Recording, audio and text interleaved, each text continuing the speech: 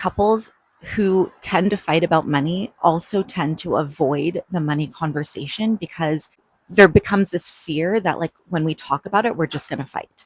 So what's the point in talking about it? And so they avoid the topic until something happens that highlights their difference in money and spending. It becomes this big issue. They wait until it's too late to talk calmly about it. And then they end up fighting about it, and the cycle just continues. We need to normalize the conversation about money before we can go anywhere with it. Before we can solve problems, we actually need to normalize talking about money. And one of the things that's really helpful is understanding your own relationship with money and then having a conversation with your partner about their relationship with money. I'm going to give you a list of questions to start with. Now, before you have these conversations, I want you to go watch the short that I made about how to have a great conversation. Once you know the tools to use to have a good conversation, these are the following questions I want you to ask yourself and then ask your partner and have a discussion about it. How was money talked about in your family growing up? Was money discussed? Was money something taboo that they never talked about? Did you know how much money your parents made? Did you know if they struggled with money? Do you feel safest and most secure when you save a lot of money, when you have a lot of money coming in that you can easily spend, or something else?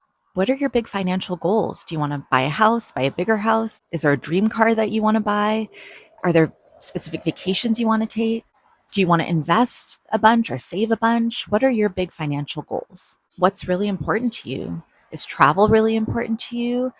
Are experiences important to you? Are material goods important to you? There's no right or wrong. There's no good or bad value judgment here. And I think that's really important to note.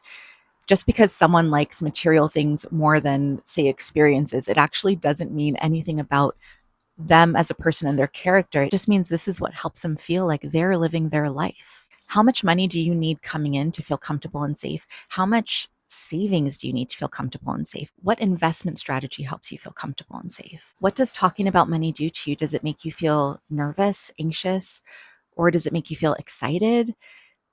Does money generally bring up a sense of ease for you or a sense of anxiety?